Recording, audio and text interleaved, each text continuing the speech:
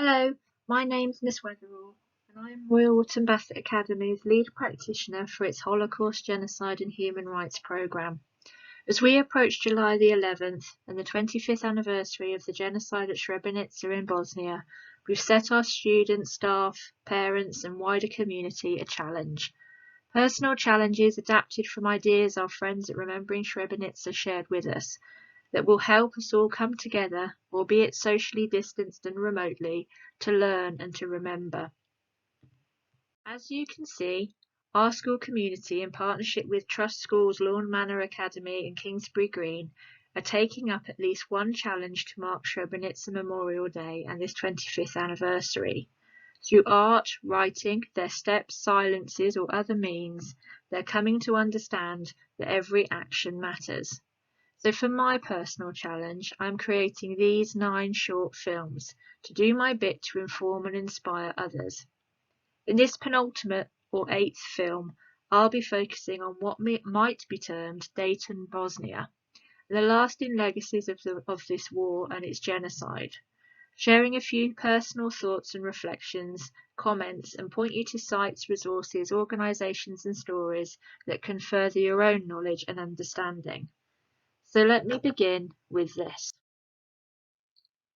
The peace treaty was signed that brought an end to the war in Bosnia on December the 14th, 1995.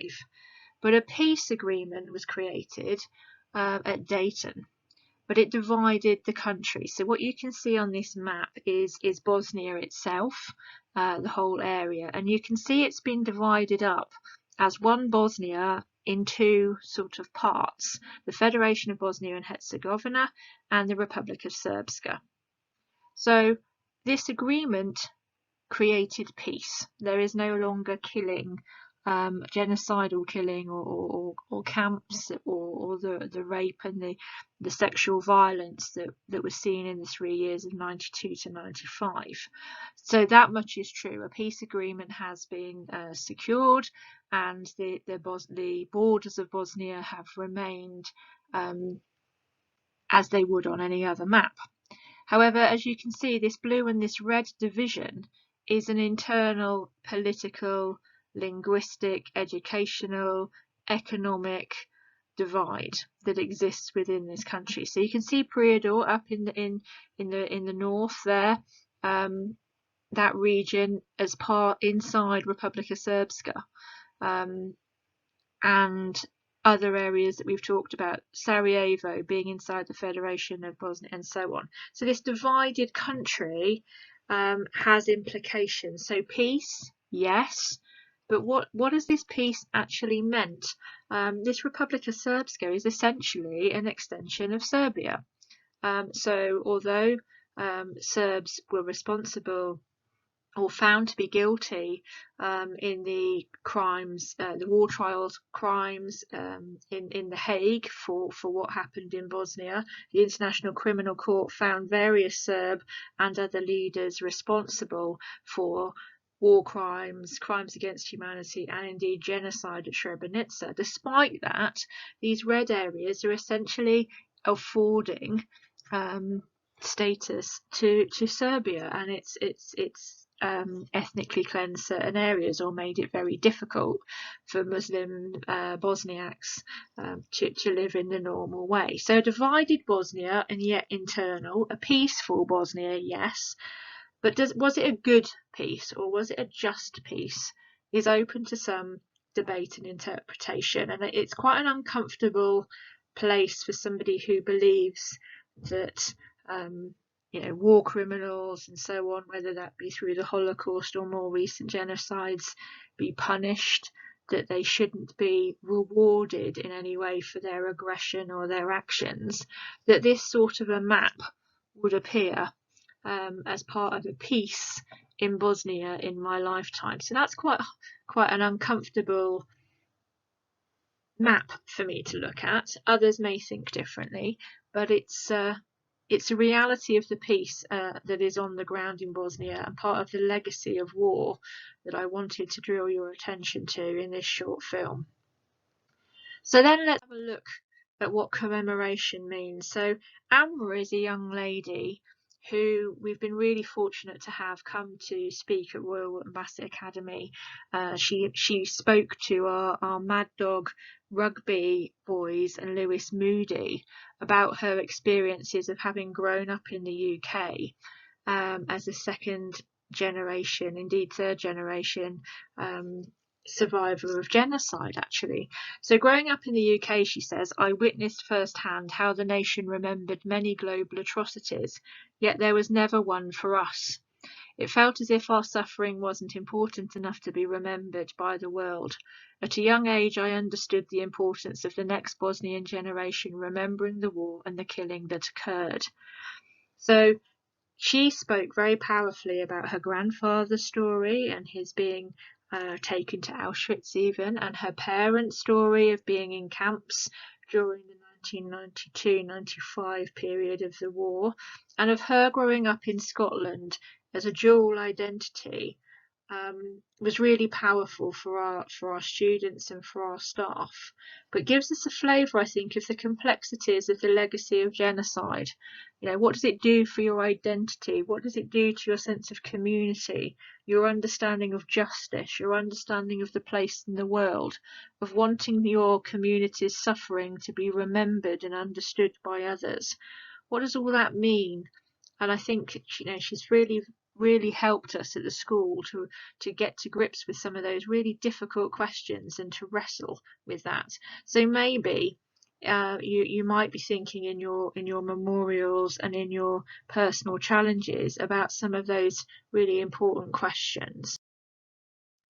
And then there's this, In the Line of Fire, White Suits, a poem by Martin Bell, the journalist who was shot whilst reporting in Bosnia. He's become a great friend of our school and our centre, and the work that we do. So it's really important, I think, that some of the legacies of this war is coming out in the media, in artistic representations, in film, in poetry, and so there is an important legacy too. One of the things I found most difficult with the teaching and talking about Bosnia with students, with colleagues, with survivor friends and others is the tactics of denial. Denial is very common in the aftermath or even during any form of denial, any form of genocide. And it takes a very known path. Deniers attack the truth tellers. They say that it was they that committed the crimes. They deny or minimise the evidence or the numbers. They deny that there was any intent to commit genocide, and they blame other natural forces or the fact that it was part of a civil or international war and these terrible things happened during war. They blame the victims and they say that they're a disloyal minority. They deny that the facts as presented fit the legal definition of the word genocide. They will claim that genocide, talking about genocide, calling it genocide, would harm the peace process in the years after such events. And they might claim that genocide harms current interests politically, economically, socially. One of the things that I spoke about in some of the earlier films was this feeling that denial, distortion, minimisation was taking place, particularly in Bosnia, but also in other genocides too. That these women pictured here, the mothers of Srebrenica, protest, stand silently with the faces of their husbands, sons, fathers, brothers, uncles, month in, month out, for justice, for recognition, for the truth about what happened to their loved ones, is really telling.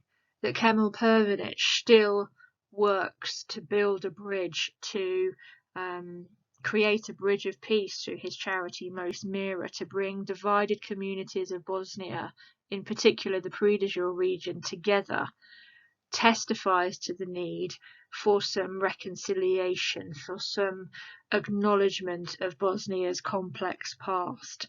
That they're pictured here, the United Nations voting and making law certain peace agreements or laws around the International Criminal Court and so on, speaks to a legacy that is complex. Bosnia may be a land at peace, but it's not necessarily a land that's at peace with itself yet, that there is still a lot to do. So will you take up the personal challenge this Srebrenica Memorial Day? Will you remember that every action matters? And will you use this opportunity to talk to someone that you know about Srebrenica? Ask parents, grandparents about what they remember of the war in Bosnia in 1992 to 95. Will you socially distance and walk 8,732 steps?